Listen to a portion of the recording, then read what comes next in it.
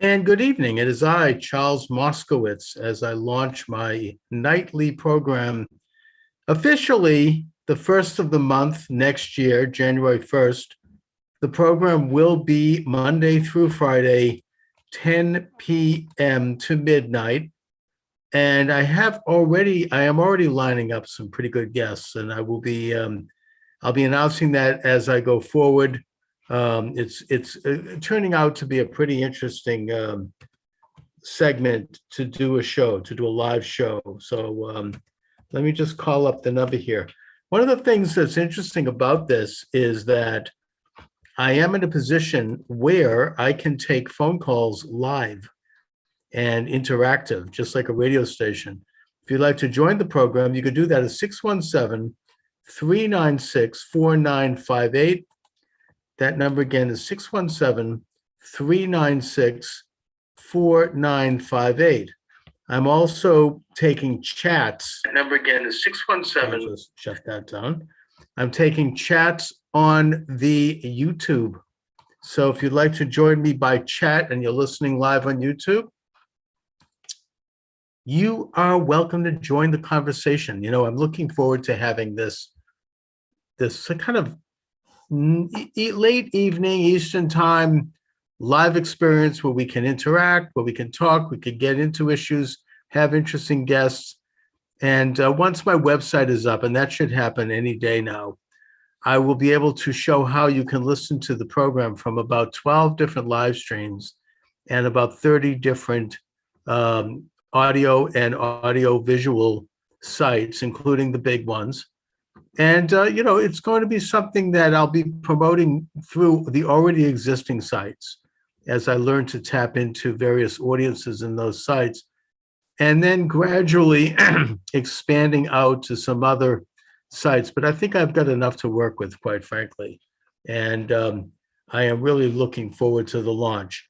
The program is sponsored by my books, which are available at Amazon Books. I'm the author of almost 20 books, my most recent being The Satanic Conspiracy and Sociology for Conservatives. That's my latest.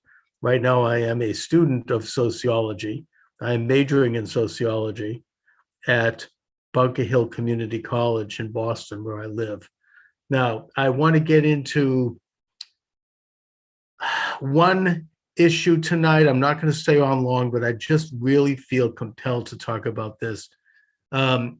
David is a regular guest of mine. He's a YouTube host, and I heard him making some slight inferences to this issue. And then I took a look at the Culture Wars magazine online, which is published by Dr. E. Michael Jones, who has been a regular guest of mine. And sure enough, he has an article about this same issue, and that is that there is this ongoing, and I don't know if it's increasing, but I have a feeling that it probably is, tendency to deny the Nazi Holocaust against the Jews, the final solution. And I am absolutely outraged that this is happening. There is no excuse for this. Now, that doesn't mean necessarily that people should be facing criminal charges if they do it. I know that is the case in Germany, and for good reason in Germany. I'm not sure that should be what's going on here. So I'm not advocating that. But the whole idea of it is beyond belief to me. It is anti-Semitic because of its motivation, and it's wrong. I want to, well, before I address where Dr. Jones is coming from, and I'm probably going to have him back on my show. I'll invite him. I don't know if I have the nerves right now to deal with this, frankly, but we'll see. The issue right on the face of it, on the surface of it, is simply this. To deny the Holocaust by the Nazis against the Jews of Europe would be like denying that the North, the Union won the Civil War, or denying that the American patriots defeated the British at Yorktown and declared an independent republic. It's insane. It doesn't make any sense. It's really not appropriate. It's settled history.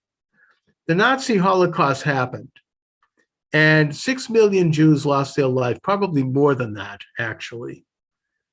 And to deny that is simply denying well-researched, well-documented facts of history.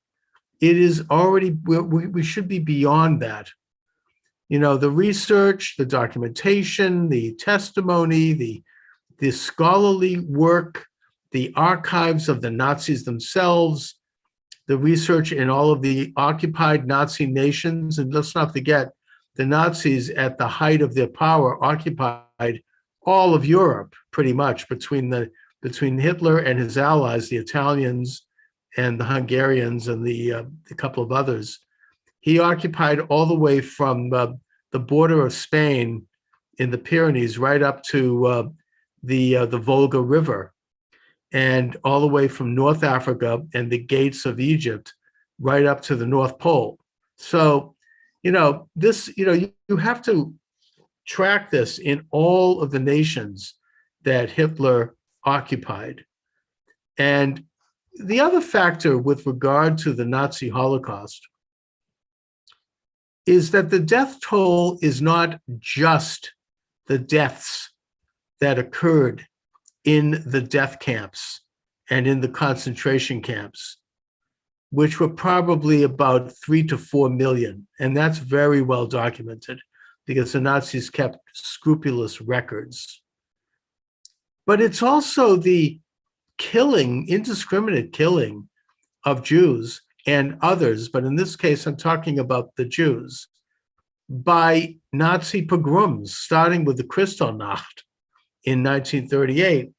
The Kristallnacht was not just, Nazi thugs with government sanction looting Jewish businesses and burning Jewish neighborhoods, sort of like back last summer, the way Antifa and Black Lives Matter was doing in Black neighborhoods.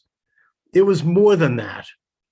It was killing Jews all over the place, tens of thousands of them, and carting them off to death camps or concentration camps. The death camps had not yet been built yet in 1938.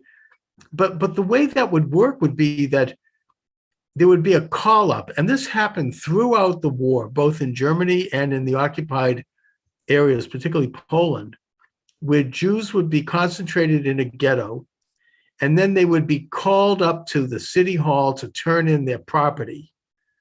And in the course of that, we're talking about families, elderly people, children. They'd be dragged out of their homes and they'd have to go to the city hall where they would have to wait in line or some municipal building.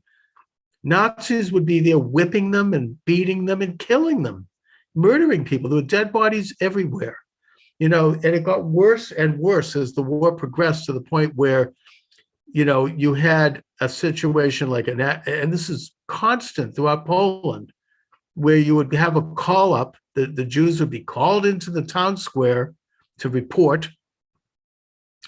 They would come in the middle of the night, and drag out into the town square. And the elderly, the infirm, the little children who couldn't come out, the Nazis would systematically go around and murder them all. We're talking about tens of thousands of people at a shot. You had them call out, they would call out people into the town square, and they would say, well, we need workers to dig a mine or to dig ditches or to help build a highway. So they would round up, like 400 or 500 men, maybe women too, if they looked able-bodied, and they would take them off in trucks, and they would never be seen again, right? They'd be murdered eventually. Maybe they'd work them to death. They would turn into, it was a slave situation.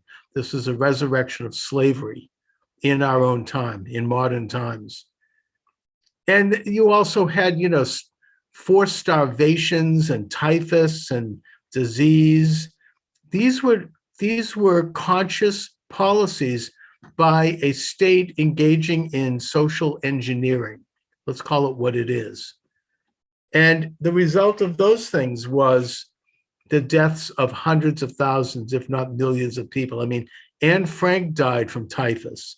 Typhus is a disease that happens when a person is weakened, when they're crowded together, when they're dealing with starvation, when they're put in a prison, when their immune system becomes weakened, and they're vulnerable to these kinds of epidemics, and you have mass death.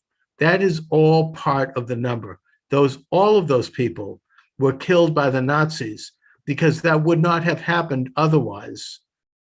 We should understand that not only was the Nazi Holocaust against the Jews anti-Semitic, of course, because anti-Semitism was the driving force of it, and it got worse and worse right up to the end of the war, even as the Nazis were retreating, across the Rhine, and as the Russians were showing up in Warsaw, they were still, killing as many Jews as they could. They actually, were hurting their own war effort by this distraction of killing the Jews. And by the way, we could get into a whole different subject of how it is that the surrounding nations, the United States, the free nations, slammed the door on Jews fleeing the Nazis and leaving them there. That's another subject. I'm not even talking about that. You had the situation where, you had an organized, coordinated mass murder machine. This was a unique event in history. Yes, more people probably died and did die as a result of Soviet, Russian, forced starvations and gulags. More people died by the hand of Mao Zedong with the Great Leap Forward and the Cultural Revolution. More numbers died. I am not in any way dismissing that. I'm only noting that the uniqueness of the Holocaust against the Jews was because it was not just done. And look, any death is equally horrendous, of course. It was not just done by, in the case of the Soviets, people who were seen as, quote, enemies of the state, and it was a political thing, it was a social thing. They wanted to get rid of groups that opposed the government and that opposed their agendas. This was done based upon what was perceived to be a race, that being the Jewish people, who were declared as such, a race based on blood. And because of that, and because of the thoroughness and the high-tech element of this, the way the Nazis did it so methodically, the way they actually felt they were being humane by creating death camps, this makes this a unique event in history, unlike any other. There has never been such a massive, systematic targeting and murdering of a particular people based upon their ethnicity, their religion. Never before, and God willing, never again. And when I say that, I say not only do I beseech God in heaven, I also understand that we as imperfect human beings, we're responsible for this. We become possessed of the satanic influence. And we have to understand that as a way to keep it in check and hopefully drive it out of our midst. So the very idea that we would have people now questioning the Holocaust, don't they realize that it's not just the fact that it's anti-Semitic, but it's also opening the door for sort of similar social experiments done by socialistic dictatorships. Hitler was a socialist, let's not forget. Whole different subject. I'm not going to go there right now. I've actually written a book about this called Was Hitler a Leftist? You can look it up. But the point is, it was a social experiment that involved the demonization of a group of people officially by a government. We're not talking about just, prejudice or people don't like their neighbor. We're talking about a coordinated, conscious, legalized demonization of an entire group of people based upon an appeal to fear and an appeal to greed. The Jews are rich, the Jews control the world, and therefore the Jews have ripped us off, and we are entitled to get back what they ripped off by taking it from them. And we're asking the government to do it. This is the siren song of socialism, right? The guy down the street has more than you do. He has a bigger car than you have. He's got a nicer, prettier wife than you have. He's got a bigger house than you have. It's not fair. Why should he have more than I have? And so you want the government to say, this is unequal, this is unjust, and you want them to go in there and seize the property. It appeals to a dark side of all of us. We like to see successful people torn down, knocked off their pedestal. We all have a tendency in that way. But the problem is that we, in this country, we have a system of government, and we have a system of checks and balances, and a system of a social contract that protects everyone's property, whether you're rich, middle class, or poor, because we want to be protected. It's the system we have. So when you have a government that appeals and says, those people have something that you deserve. Why do you deserve it? Who knows? Because you exist. That's why. This is the appeal. You didn't do anything to deserve it. You just deserve it because they have it and you want it. And it bothers you. It reminds you, maybe some people who have inferior feelings and who have low self-esteem, they feel like, oh, I'm a failure because that person is more successful than me. Therefore, if I take from him what he has, I'll feel better. Or at least if I see him brought down, maybe I'm not going to get any of the loot, but I'll still feel better because I won't be reminded of my own failures, right? Okay, we're talking about an appeal to a very dark side of human nature. And when that happens by a government, that's when you have problems. And that's what socialism is, and that's what it does. It basically appeals to that side of our nature as a way for them to come to power and to erode the rights of all individuals. And that's exactly what the Nazis were all about. So if we're going to have people denying the Holocaust, we're going to have them denying the mechanism, the political, philosophical mechanism that went behind the Holocaust. And it is a much bigger and much more complicated question than mere anti-Semitism, because it could be any group that could be targeted in the future. It could be unvaccinated people. Who knows? I'm not going to go there, but I'm just saying it could be anyone. Now, Dr. E. Michael Jones is a brilliant man, and I have admired his work for years. I started reading his work when he sent me a copy, probably it was 10 years ago, of a book called Degenerate Moderns. And I was enthralled by it. It was like, this is so, he was such a great critic and observer of our culture and what makes us tick and what brings us down. And, I remember interviewing him. And then I kind of got out of the business of doing radio for a couple of years there. I was doing other things. I was running a business. I was having a child. I was having a family. I just was busy with other things. And then I got back into it maybe about 4 or 5 years ago. I started to get back into radio. And I decided to look up Dr. Michael Jones and said, oh, okay, there's a good guest. I hadn't heard from him in a long time. And I was appalled to see that he has gone down this Jewish stuff. He's reading a book called The Jewish Revolutionary Spirit, and that he was into Jewish conspiracy theories. And so I looked into this, and eventually I did have him on my show many times, still do. And what he's embraced is an old-fashioned, and look, I'm going to be blunt here. I'm not going to mince words.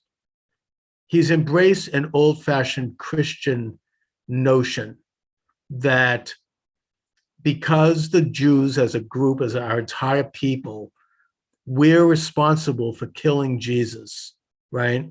Allegedly, and we could get into that. And thus we are damned. We have what Dr. Jones says, we are revolutionaries because we're rebelling against the Messiah, because he says we don't have logos.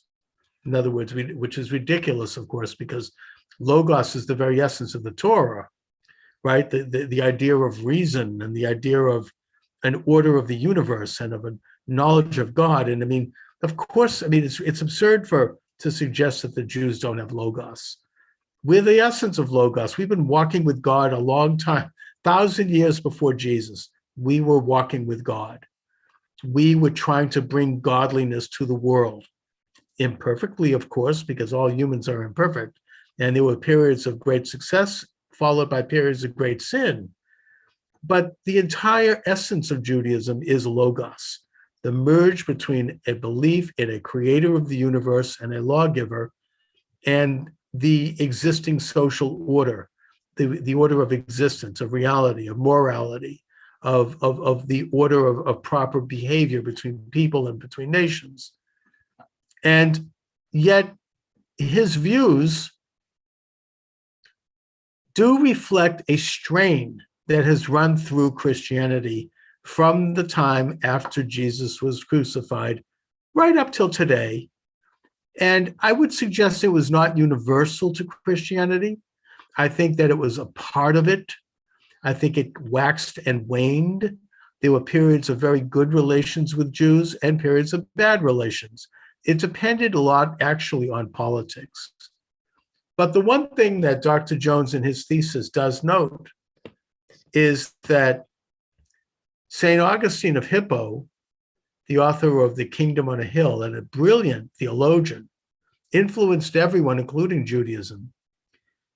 He came up with this concept, and this was around the time of the fall of Rome, of the Latin term for it is sicut Judaeus non, or sicut Judaeus.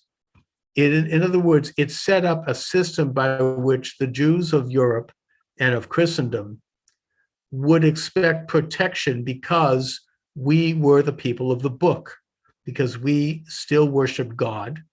And therefore, the Christian was forbidden to harm us and to interrupt our worship.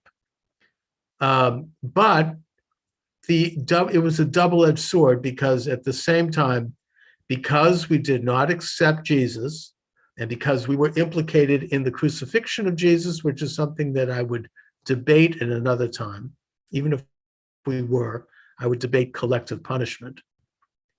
And by the way, I mean, just to briefly say, in all honesty, the Pharisees, who were not in a position to crucify anyone at that time, it was the Romans, they might have advocated that Jesus be crucified because they didn't believe he was the Messiah. And therefore, they felt that he was not only a heretic, but that he was a threat to the logos, if you will, of Judea, which at that time was undergoing extreme oppression from the Romans, which had created, up until that time, the largest, the most totalitarian, the most brutal empire the world had ever seen. Putting that aside, though, that's not what I want to talk about here. I want to point out that this system of sicut Judaeus, where the Jews would be allowed to worship their God, they would be allowed to, not to conduct their affairs, yet they would be second-class citizens in European countries because they had not accepted Jesus. And the Christians were encouraged to not have too much contact with us because we had a bad influence, because we were in rebellion, because we didn't accept Jesus. We were, like Dr. Jones says, we lacked logos, according to this view. And on the one hand, this was probably responsible for our survival. We were able to exist in European cities and even in the European countryside. And at times we were able to thrive. We found our place in Europe. We were able to develop, in many cases, symbiotic relations with European princes and kings and dukes and rulers, because we were outside of the Christian juridical system, and we were allowed to engage in certain activities that were shunned by and discouraged by the Christian establishment, but they were activities that were needed in order for these kings to continue their states. Things like trading and diplomacy and banking and doctors and artisans and all sorts of fields. But it was always dangerous because of there'd be an occasional massacre and there'd be an occasional bad king. The point I'm making is that this system of Sicut Judaeus Non began to recede as a result of the Enlightenment and of the Age of Reason. And Jews began to become enfranchised, particularly in the United States, of course. And while the Protestant churches started out as severe as Roman Catholicism, nevertheless, they began to reform a little faster than the Roman Catholics, and Jews were allowed to become enfranchised and equal citizens. There was less of a fear that we were going to try to, revolutionize, or we were going to do something horrible because we hadn't accepted Jesus. This was an age when people were accepted as individuals, and that an individual could either be good or bad, and that the idea of collective guilt against any group of people receded into the background, including within Judaism, may I note. I mean, we were also, affected by the Enlightenment.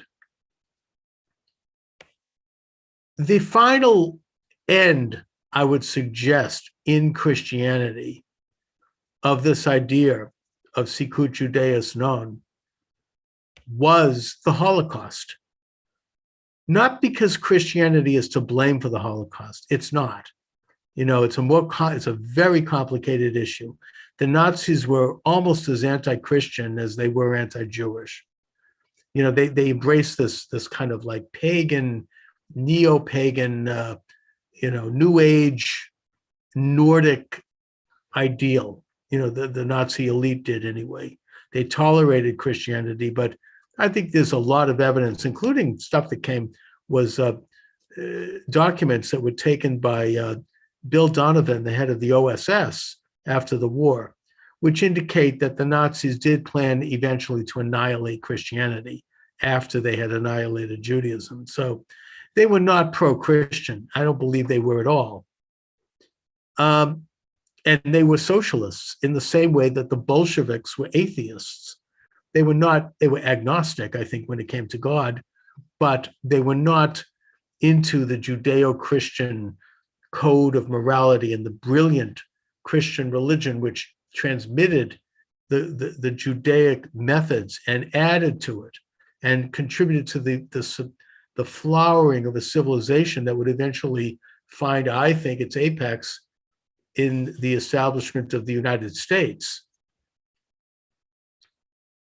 What happened however, and I don't think we can step away from this, the idea of Sicut Judaeus did influence the Nazis.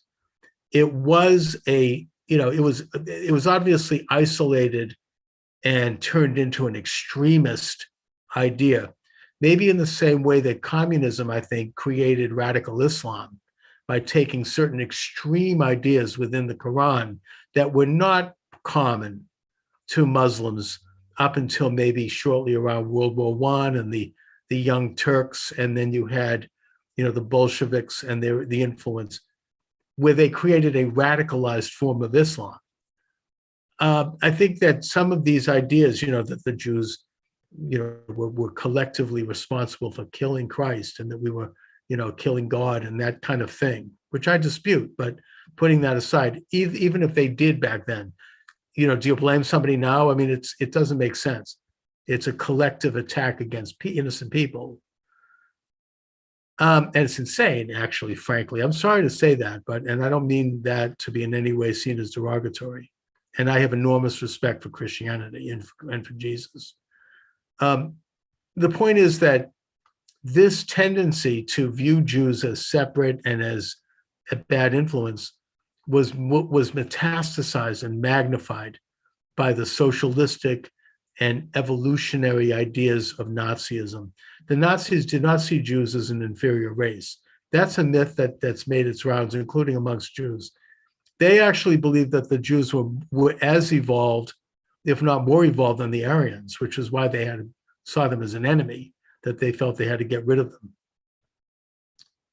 Bringing things up to now, I would contend that the idea of Sicut Judaeus Non has disappeared for all intents and purposes from Christianity because of the Holocaust, because of World War II, because in their heart of hearts, Christians have recoiled from that. And they do understand at a very deep level that those ideas were contributing to that horror, that inhumane, amoral activity, which actually runs completely contrary to Christianity and to the Christian faith and to what Christians believe.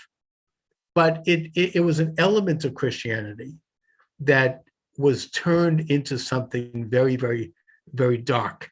It contributed to something which became very dark.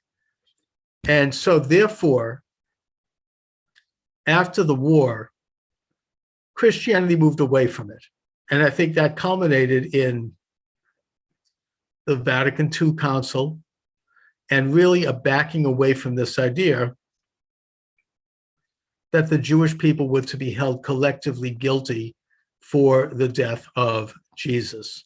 All right. And that's, I think, something that has been universally accepted by Christianity. And yet, Dr. Jones and some of the people around him who are now saying, and by the way, he's not saying it, but his newspaper, the Culture Wars, has an article that does almost say this. They think that somehow the fact that Christianity has backed away from these concepts of the Sicut Judaeus Non, that Jews have to be second-class citizens, they can't be heard. I couldn't do this program if we had that. That Jews can't be heard, that this is a Jewish conspiracy, that the Jews influenced Vatican II, that Jews influenced Christianity to get rid of this. I think that insults Christianity. That insults Christians. Of course, Jews don't want the Christians to have this. But Christianity itself became aware, the Christian people, the Christian faith, the Christian doctrine, the Christian way of life became aware of the dangers and the negativeness and the immorality of that concept in this day and age. Maybe it worked in the Dark Ages, sure. Maybe it worked in the Middle Ages, because it may have even saved Jewish lives back then. But after the Enlightenment, and especially after the Holocaust, it no longer works, and it's evil at this point. And it's been rejected, not because of a Jewish conspiracy, but because Christians, Christian men and women of conscience, have recognized that this had to be they had to let go of that, and that had to change. And that ultimately the best model moving forward, quite frankly, and the one that I think has changed Christianity and Judaism, is the American model. America is a Christian country. More specifically, America is a Protestant country, I may add, in terms of our philosophy, our ethics, our morals, our social order. And that social order has basically recognized that the individual under God has a limited degree of sovereignty, which they then grant to a state to protect and defend that sovereignty. That you don't have any group of people who are particularly blessed or cursed. You have individuals under God, and that the mission of the Jewish people is different than the mission of the Christian people, but it's equally valid. We, as I've said, we want to know God and bring God to the earth by example and by study and by prayer and by education and by knowledge and by exposing evil. So anyway, I'm going to leave it at that. That's my message to those who want to deny the Holocaust, which I think is despicable and I mean, I've had people actually contact me and ask me, do I want to debate the Holocaust? No, I don't. It's fact. It's history. I'd like to talk about why people are rejecting that. And I want to expose that and ask them with a sense, in a spirit of love, not in a spirit of confrontation, to just think about it and reconsider that line of reasoning. Think about what that might mean socially, politically, spiritually, both for their own people and in their own lives. So on that note, I'm going to say good night, everyone. Charles Moscowitz.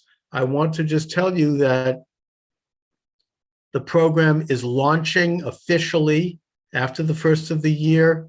I will be on the air Monday through Friday, 10 p.m. to midnight, Eastern Standard Time. I'm here in Boston. And I will be taking calls. I will be taking chats. I will be having on a long list of very interesting guests that I'm in the process of lining up. And I'm looking forward to doing this. So thank you very much for joining me, everyone. I just want to again mention the program is sponsored by myself. I don't have sponsors. I sponsored from my books. Let me just hold up one of my books. The Satanic Conspiracy, The Spectre Haunting Mankind, available at Amazon Books, as is my latest book, Sociology for Conservatives. Check it out at Amazon Books. God bless all of you. God bless America. Merry Christmas.